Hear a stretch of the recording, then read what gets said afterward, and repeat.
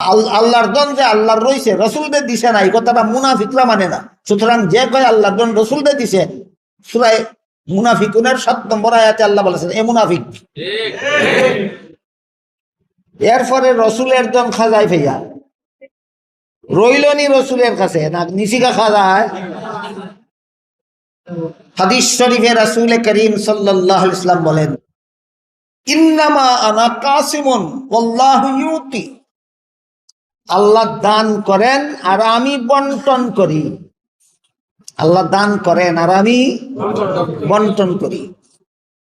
তাইলে রাসূল আল্লাহর দেওয়া যা কিছু বন্টন করেন, সর্বপ্রথম রসুলের সাথে সরাসরি ডাইরেক্ট কাদের সাক্ষাৎ হইতো?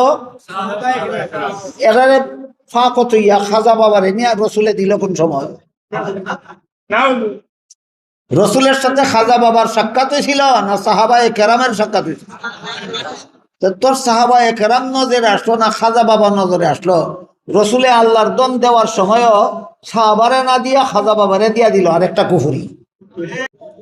রাসূলের দন খাজায় খাইয়া শুইল গিয়া আজমিরে। এরপরে গানের শেষের কথা হইল, কেউ ফিরে না খালি হাতে খাজা বাবার দরবারে। কেউ ফিরে না খাজা বাবার দরবারে খালি হাতে, কেউ ফিরে না। কেউ ফিরে না কথার অর্থ কি? যে গিয়া সম্পদ চায় সম্পদ পাইয়া যায়, যে গিয়া ধন চায় ধন পাইয়া যায়, যে গিয়া সুখ শান্তি চায় সুখ শান্তি পাইয়া যায়, যে গিয়া সন্তান চায় সন্তান পাইয়া যায়।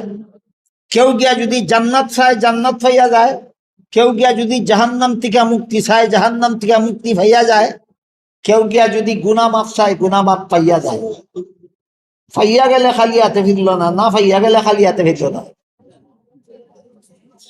না ভাইয়া যদি যায়, সাইয়া যদি না ভাইয়া যায় তা খালি হাতে ফিরল কিনা? আর সাইয়া যদি ভাইয়া যায় তাইলে খালি হাতে ফিরল না।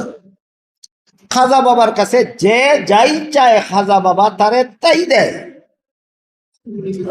তোর আল্লাহ কোন কাজের রে? তোর আল্লাহ কোন কাজের? খাজা বাবারে আল্লাহর সমকক্ষ বানাইল নি?